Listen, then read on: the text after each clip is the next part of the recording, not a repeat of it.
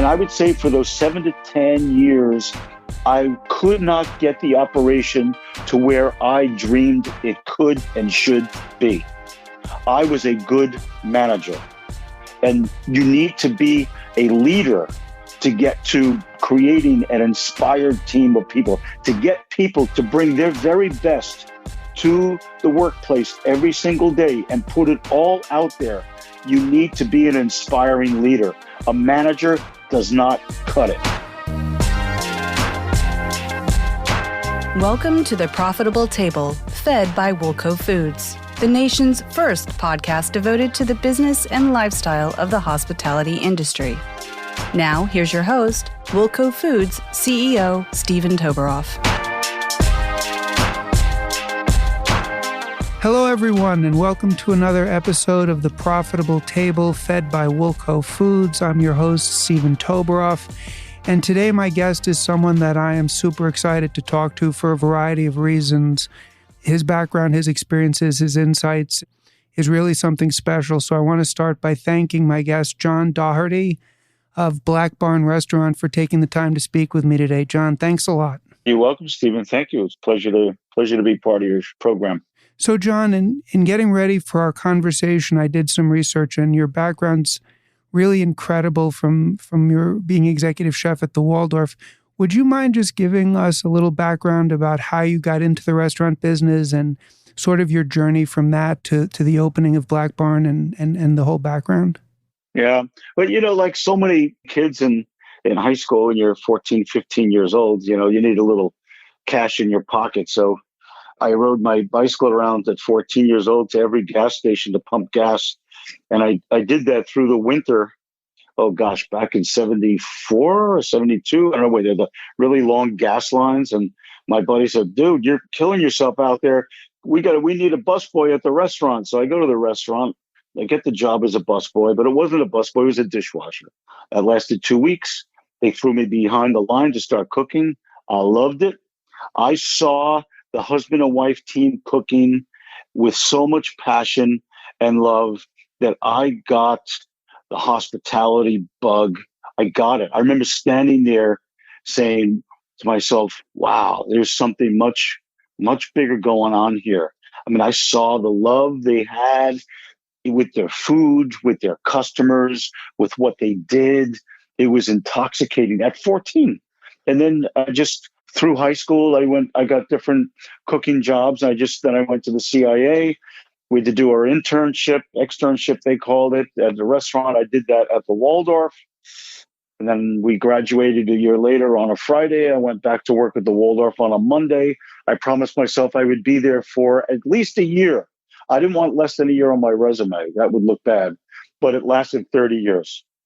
And so I had that covered.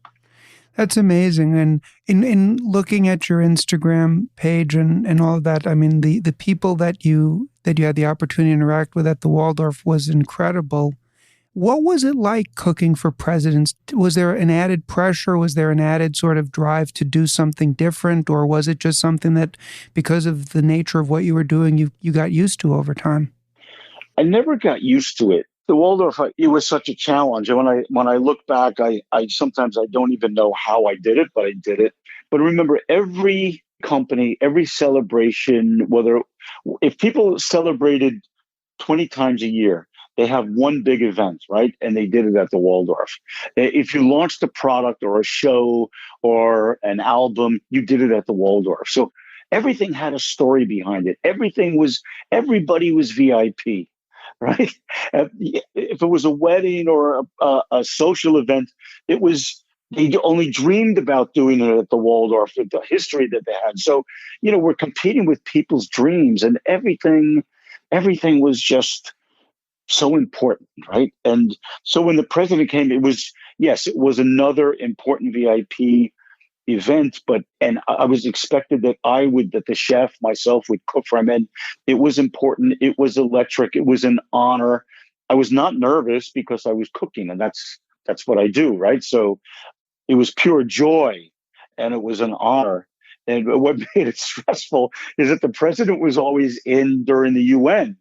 Well, during the UN, we also housed 20 to 25 other presidents, prime ministers, heads of state.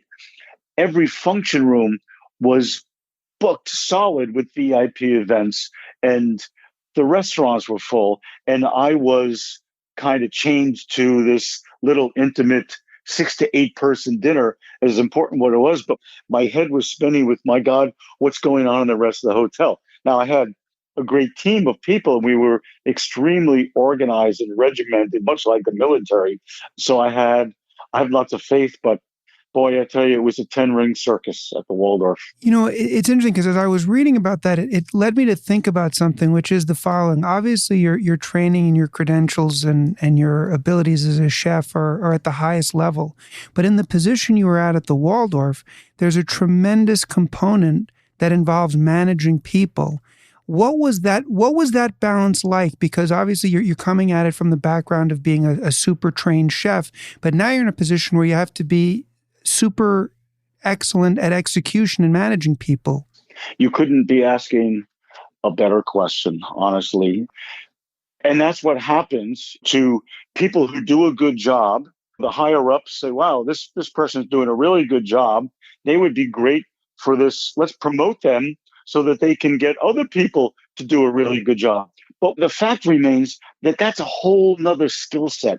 And so when young cooks were really good, would say to me, I want to be a sous chef, I said, oh, slow down, learn your craft, be a great cook, become a great cook. Because once you have to start managing people and processes, there's just so much energy you have, and you end up transferring your energy of learning and disciplines from cooking to managing people.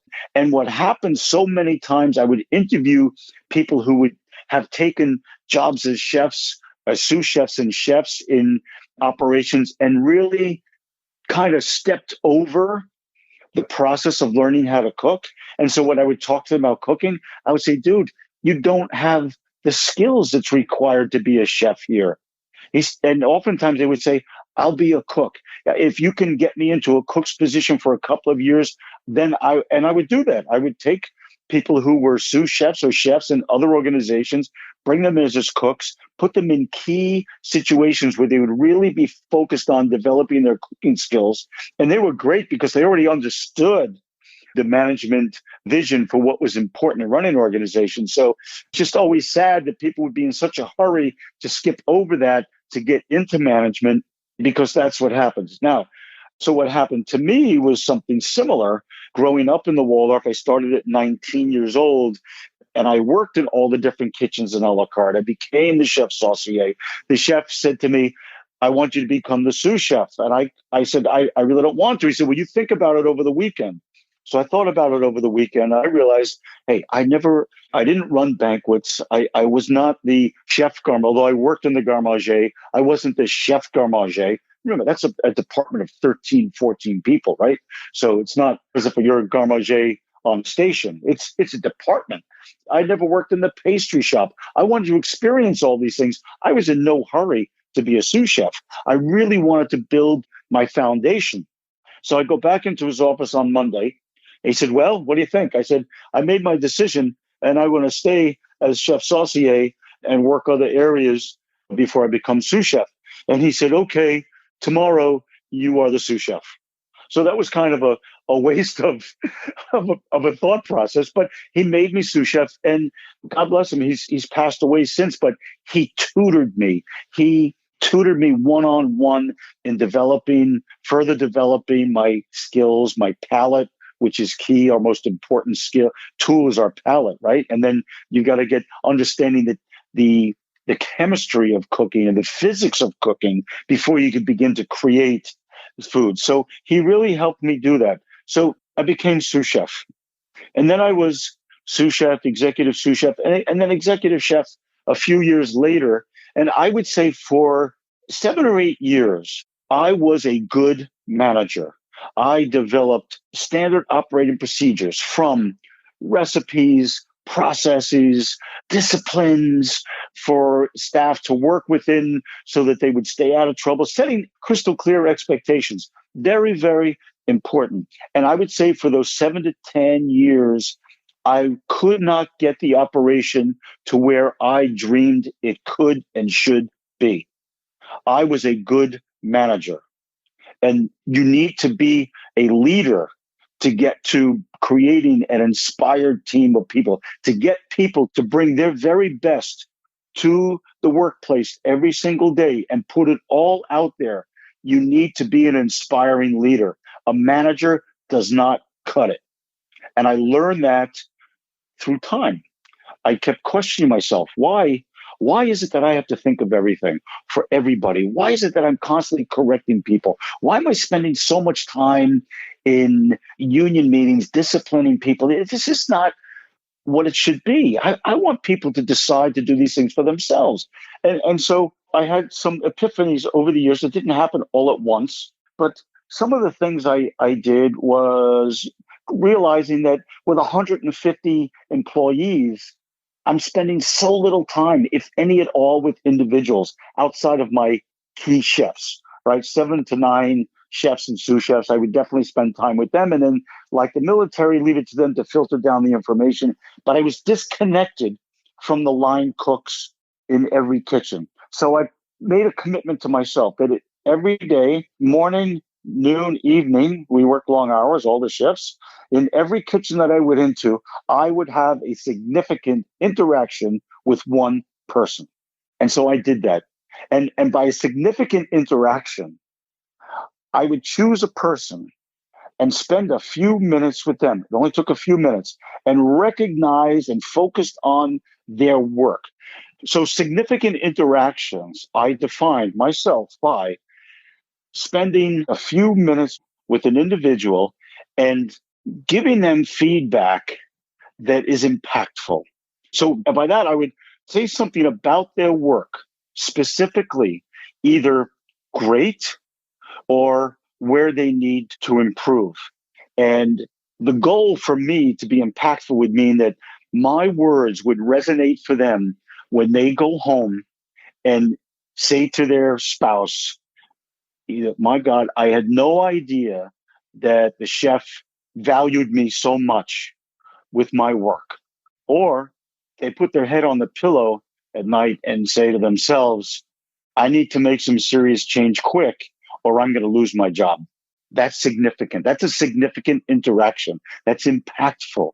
That creates energy of either pride to be able to do more good work for recognition, because we all need recognition, or I've been noticed, I've been put on notice, and I need to do something. So when I started doing that, and I did it every day, and if I left the kitchen and forgot, I would go back in and futz with something and go and have that interaction with somebody before going back to the next kitchen. Something else I had learned is that my kids were young at the time and we got ourselves a dog. It was a boxer, and I love boxers, and they're just so playful, but they get big fast. And when they get playful with kids, they can just knock them over. And so the dog was knocking the neighborhood kids over, and kids were crying. And we said, well, we got to go for dog training. We got to get this dog in shape. So we went for dog training down at the local high school, and the trainer says, first day, listen, you will not correct your dog. No matter what it does, you will ignore it, and you will only pay attention to what it does well. Like, okay, we'll see how that works, right? Because as a chef, I spend my life correcting people and fixing things. So here's a different concept here. So she says, we're going to do commands, and we're going to recognize the dog when it does the right thing with either a food treat, your voice inflection, or petting the dog. Positive reinforcement when the dog does something right. When it does something wrong, we totally ignore it. And I'm like, I should have paid somebody to do this, to get this thing right, because this is never going to work. Well, sure enough, in 4 weeks, that dog was doing everything we asked it to do. And I was dumbfounded. What you're saying is really amazing, and it actually corresponds perfectly with two books that I'm reading right now. The first is your management style is so analogous to that of Napoleon. Napoleon was somebody who had the type of mind where he could focus on any detail regardless of what was going on, but he made it a point to constantly interact with the troops. He made it a point to constantly remember people's names, to acknowledge them, to inspire, as you were saying. And that was what many people thought was his greatest advantage as a general, was the morale. The story you're telling, one of my favorite books in business, which I reread all the time, is How to Win Friends and Influence People by Dale Carnegie. And the story you're talking about with the dog is one of the lessons in that book. And it's so it's so powerful. He talks about, and just for people that are listening, for what it's worth, I think it's one of the best and most important books in life and business that I've read, but constantly focusing on positive reinforcement as a manager, as a leader. And if somebody's doing a horrible job, of course you have to correct them. But to the extent that you can really focus in and really celebrate and identify people's success and what they're doing right, it seems to have a very good long-standing outcome. And I would imagine that's something you observed over time as you evolved from a manager to a leader? Well, if you've got a few minutes, I'd love to go a little bit further. I'd love and it. Tell you what I did with that information and how and what happened. I'd absolutely love that. Great. Okay. So the dog is now responding to positive information. And I say to myself, holy cow, if it works with this dumb dog, it's going to work with my kids and my staff. So I go back to work. I said, okay, no more Mr. Negativity. I mean, that's my job. I got to find things wrong before the customer does, right? How am I going to do this? So let me focus on stuff that's great. So I remember the day, I remember the moment I came across a sauce that was made that was so good. It was beautiful, a sauce. And I stopped everybody from working. I said, everybody get a spoon. I want you to come over here and taste this because this is perfection. And then I said to the guy next to me, Will, do me a favor and tell everybody how you made it. And this guy looks at me like, okay. So now he starts, as he's talking and as he's explaining, he's getting bigger and bigger and bigger in life. And the people are looking at him. And all of a sudden I saw what I created here. I put this guy in a pedestal and it filled him with pride. And everybody's looking to him. And it was a great moment. Crazy. The next day, maybe next day, 2 days later, 3 days later, it kept going. People coming to me. Chef, can you taste this? Chef, want to see what we did? Chef, we rearranged the walk-in. Chef, we did this. I'm like, wow. So people craving recognition, I gave it to them. When they did great work, I recognized it publicly, brought people around to see the great work, talked about how valuable they've now made themselves to the organization. It was crazy. I could count the days when we started to see a shift in the momentum of positive energy and teamwork. Unbelievable. I love it. Then I was like, okay, wait a sec. So shit still happens, right? I still got to deal with problems. So, okay, how am I going to do that? So you know what? I do believe that if we train everybody, we set crystal clear expectations, people know what they have to do. And when they choose not to do it, they know darn well that they're not doing it because they either don't have time, they think someone's not going to notice, they think it's just as good, blah, blah, blah, right? So I find something that's not right and I don't correct it. I just ask, is this what's supposed to be? Is this the standard that we've set?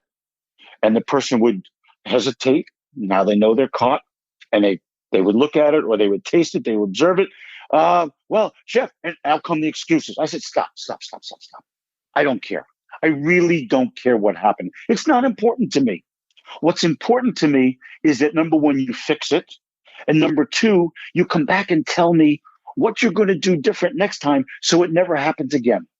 See, then I created a no-fault environment. Nobody gets in trouble. We made a mistake. Fine. We learn from it. What are we going to do different next time? So again, it just throws more of the positive energy into the fold. And I would have people fix that, come back and tell me. And honestly, I will tell you, I never had to go back to that person again for other issues. They learned in that moment that quality control was their job, for their job. It was their responsibility. And I didn't see that coming either. That was another learning experience for me. So these are the things that changed me from a manager to a leader, an effective leader, inspiring people to be their absolute best in zero time. I mean, just listening to you, you're somebody that I would want to get behind as a leader because, I mean, everything that you're doing, I was listening closely. First, you're activating one of the core aspects of what it means to be alive, which is to feel significant, to feel appreciated.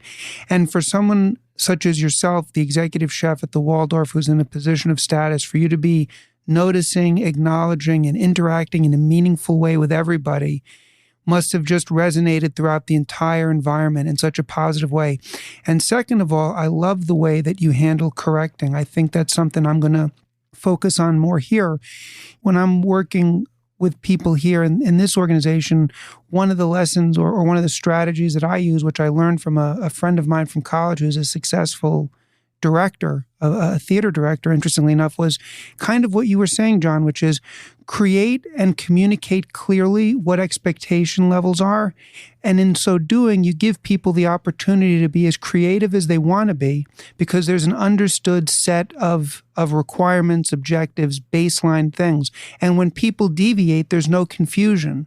Whereas sometimes you have people who don't communicate clearly the expectations, and then when you correct someone, they truly are confused as to why they're being corrected because they never knew.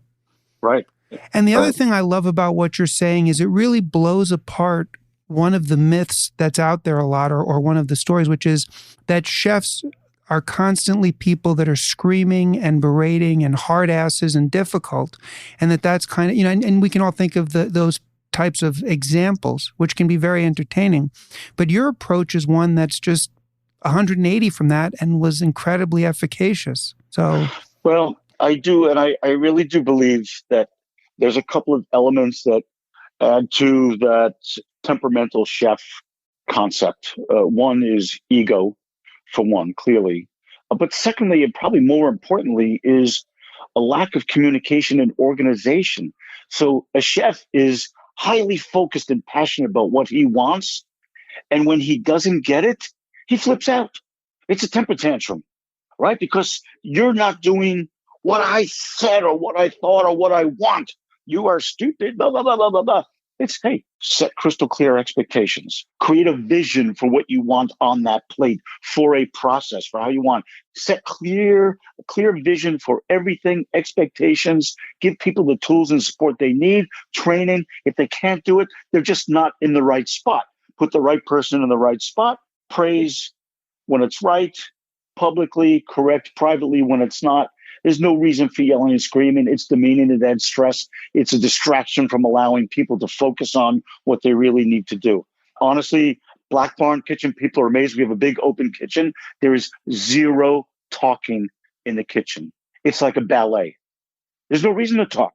Everybody knows exactly what they have to do, and they execute. And if it's not right, you're going to see chef. He just takes the plate, he puts it back. He sends it back. And the cook knows if there's something not right, he looks, he sees, he fixes, he puts it back up on the pass.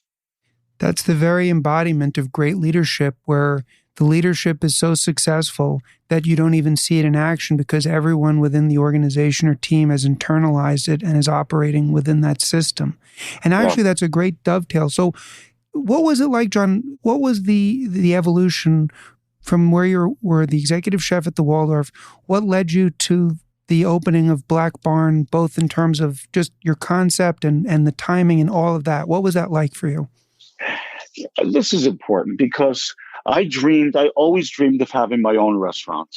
And my goal was, I don't know why, but I said when I'm 40, I need to be out of the Waldorf and have my own restaurant. That's the timing I put on myself so I could be, I don't know why.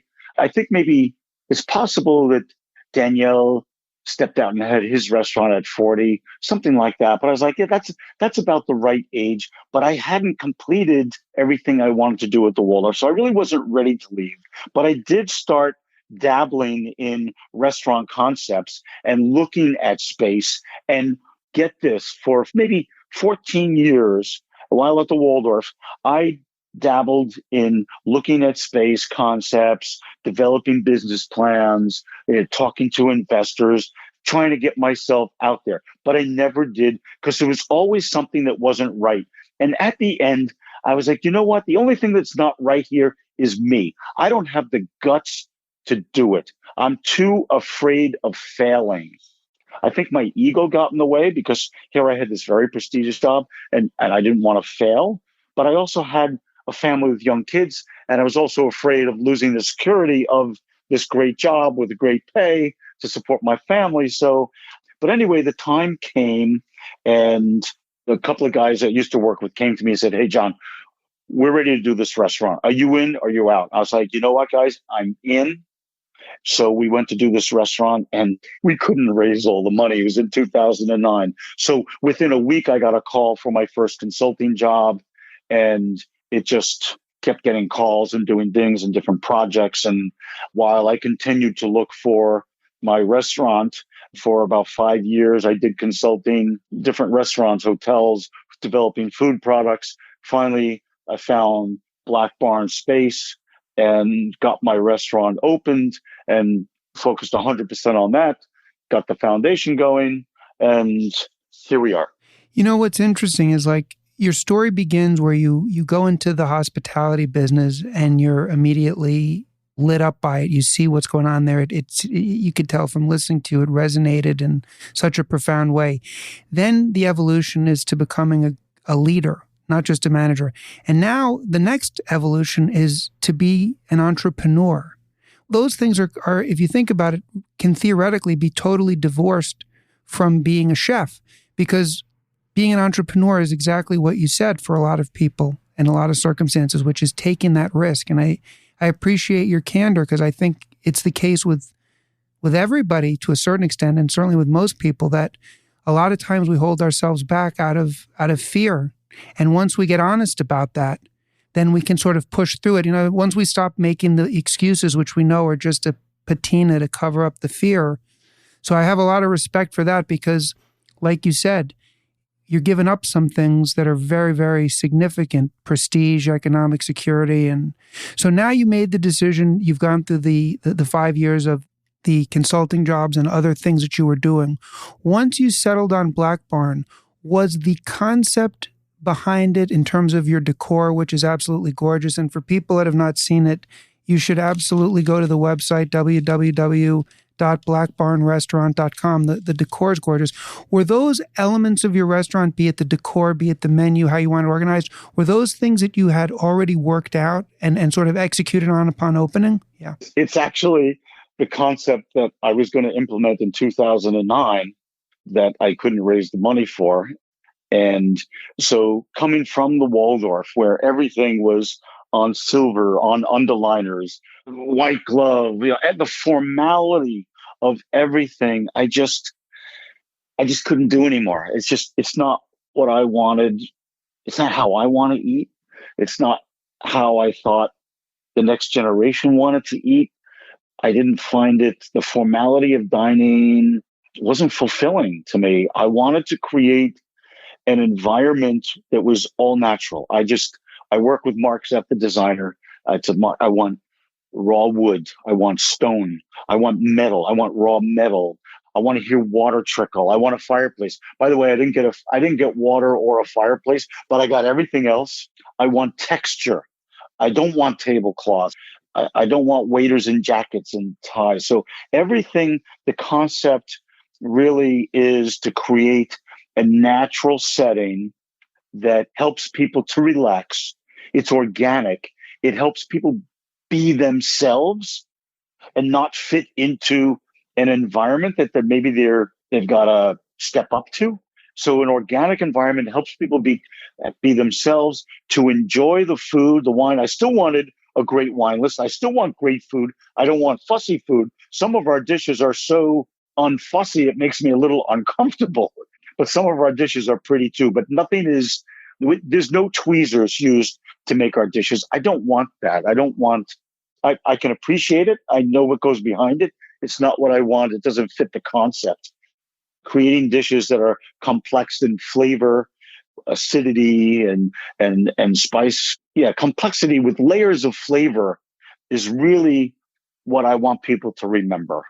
A question that I have, because as I said, I looked online, it's absolutely gorgeous, and the menu and all of the aspects, you could just see from looking at it how inviting and open it is. There's so many subjects we're going to get into, but I want to ask at this point in time, what your thoughts are. Obviously we're still in the midst of this pandemic. What your thoughts are in terms of how to keep a brand and everything alive and engaged throughout this time, and B, sort of your forecast or your vision of what things will look like over the next 3, 6, 9 months. Not asking you to predict anything about things that none of us, but just sort of a macro view of the hospitality, the restaurant space. Because, from my vantage point, it's very clear to me that dining out, being around people, enjoying that part of life is as desirable and as elemental as ever. And that, there are certain businesses prior to the pandemic that were facing disruption based upon the nature of what they did, certain elements of retail and others. It seems to me that the desire for food and community and getting together, even though obviously there's constraints, is as powerful, if not more so than ever. I'm curious as to what your thoughts are. Well, they kind of shift every day. I got pretty excited when the vaccine was announced. And then yesterday I'm reading that the the question was asked, well, now once I get the vaccine, is it safe to go out? And the answer was, well, don't throw away your mask. You shouldn't go into crowds. So it's kind of the same fear and precautions. So I don't know. I just don't. Look, eventually we'll get back to some sense of normality. I don't know how long that's going to be. I thought maybe next fall, but now I'm not even sure. I do think that in the last 12 months now, we're living in a new culture. There's been a cultural change, a mind shift. People think differently, which is good. They've been at home. They've been without all the shopping and all the external stimulation that kept them going and gave them that competitive edge. And it's, for many people, it's just, I've lived without it. I'm fine. I don't know if I need to go back there, or maybe a modified sense of what we had before. I think people are going to be different. It's going to be a lasting difference.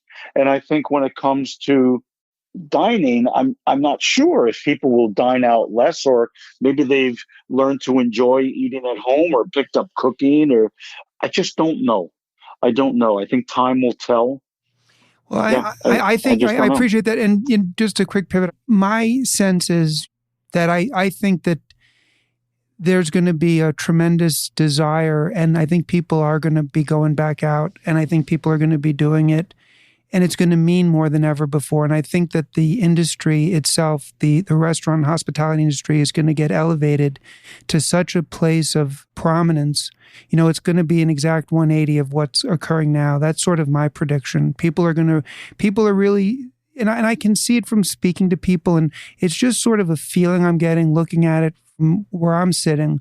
I think that the restaurant and the hospitality space is going to be on a level that it was never at before, because I think people are going to view, I really do, and I believe people are going to view it in a way as a much more noble and fundamental and significant part of people's lives. I think that you're right. There's a lot of things that have changed, and a lot of different things were maybe for the better, maybe for the worse. But one thing I think that has not changed is that people are social. And people want to celebrate, right, and people want to live, and people want to. So I think you're right. I mean, nobody knows what the timing is, but I really see at some point a very bright and significant, and I would emphasize that word, significant, elevation to this industry.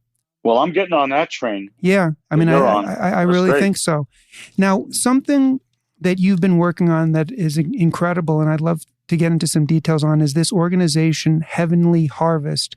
And I'll give out the website afterwards. But can you tell us what you've been doing with Heavenly Harvest, what it is and how it's sort of making a positive impact out there? So back in between the Waldorf and BLACKBARN, when I was doing that consulting, one of the projects I was asked to do was to create a line of products for retail for the Chicken Soup for the Soul books, the publishing company. They wanted to have a line of food that was satisfying, nutritious, and wholesome. And that was the only reason I agreed to do it, is because number one, I didn't really want to be associated with canned or frozen food or anything like that. But when they said that they wanted something that set them apart from everything else because of how it was done, and knew that it was going to be more expensive to do, I signed on. And for, I think, a year and a half or 2 years, we developed 82 products. We got about 30 of them out to the market. And at the same time that I got BLACKBARN Restaurant, they decided to sell that division of the, I don't know, they did some restructuring, and they didn't continue on with the food line. But during that process, I would go to grocery stores and look for the white space. What's missing? What does everybody need that's not here? There's so much. And I saw this Uncle Ben's ready cooked rice. This cooked rice in a plastic bag that's not refrigerated and it's not fermenting. Like, what is this? So then I saw the Star-Kissed tuna in a pouch bag. It's not refrigerated. I'm like, what is the deal here? So I called the food scientist that I'm working with on other products, soups and baked goods and all this stuff.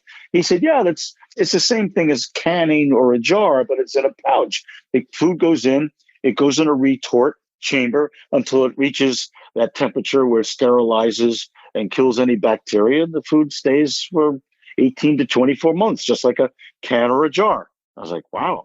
So it could just be rice or can I put the tuna in with the rice? Sure.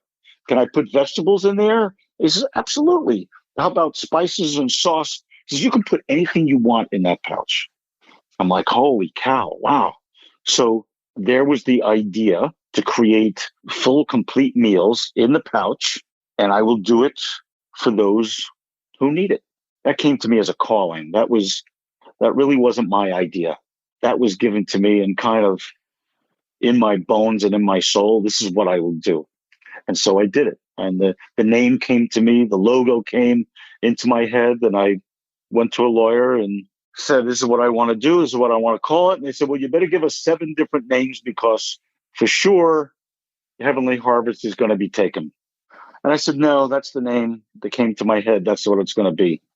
And so they argued with me and they said, it's going to cost you more money, second round. I said, just do it. So they did it. They came back and said, son of a gun, it's yours.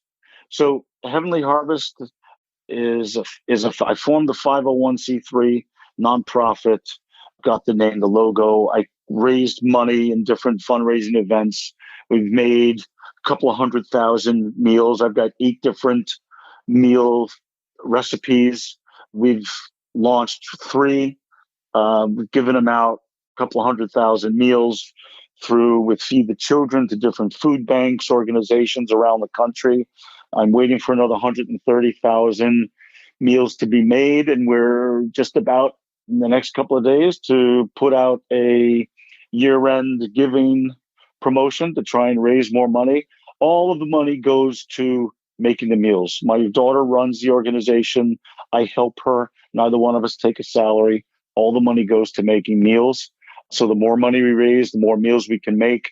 We're just a drop in the ocean. We need to make so many meals. We need so much money to make a difference. Right now with the pandemic, the situation has gotten so much worse. Food banks can't even handle making food or giving out food. It's a serious problem. It's just, I like to think that I'm a solution, but I want to be a more significant solution to a growing problem. Yeah, it is true. It's one of the most shameful aspects of this entire episode is the amount of people that have been sort of left behind and forgotten and in a needlessly callous way. Very, very, very shameful. What I'm struck by in listening to you, though, is, again, it's another aspect of your journey and of your story where you create something that is a byproduct of just, I don't even know what I would call it. It's not essence or authenticity. It's just like you have this energy, or you seem to have this interaction with the world around you where you keep getting pulled or inspired in certain directions that are so impactful and so successful. But that's got to be a reflection of you as a person just being open to these things, if that makes any sense. I've tried to make sense of it because I do see it. And I know that these blessings come upon me. And I was told by somebody who's extremely spiritual when they found out how grateful I was, the amount of gratitude I have for life and everything that I have. And they said that gratitude is the highest form of energy in the universe. And the more we can be grateful for what we have and show gratitude and keep that positive energy, more positive energy comes to us. And in that positive energy are ideas, creative ideas, introductions to people, introductions to situations that just bring us more blessings. So try not to complain, try not to be focused on what we didn't get and what we don't have, because we all do it, myself included. My wife catches me all the time, right? Honey, look at how much you have. What are you complaining about? I'm like, you're right. I got to stop.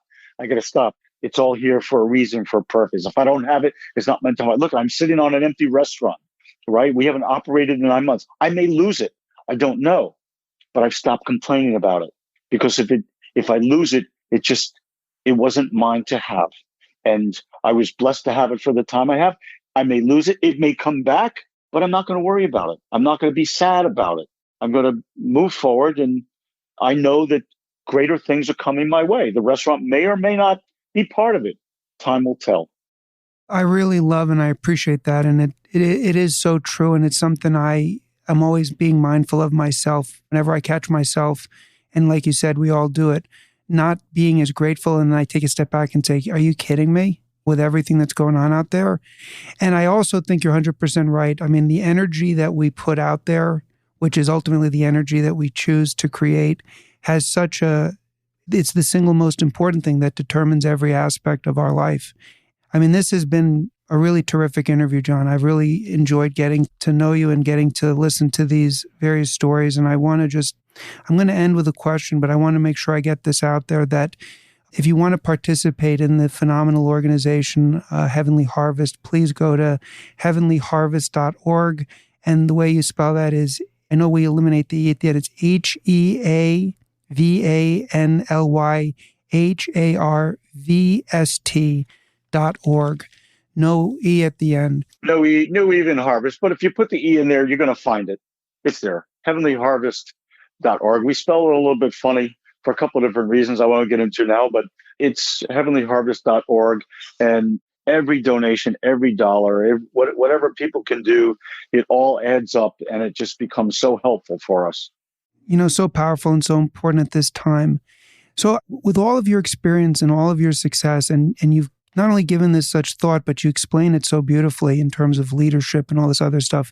If you were to advise someone just getting started in opening their own restaurant, or if you want to take it a different way, someone that's just getting started and wants to get into the culinary business as a chef, what would you say is the single one or two most important suggestions you would have for that person? Either one, whichever suits your fancy. Well, become knowledgeable. Focus on knowledge. Become an expert at what it is you want to do, because that enables you to provide a product and service that stands out from other people, gives you the recognition you need, and people are willing to pay more for quality product and service. So it makes you more valuable.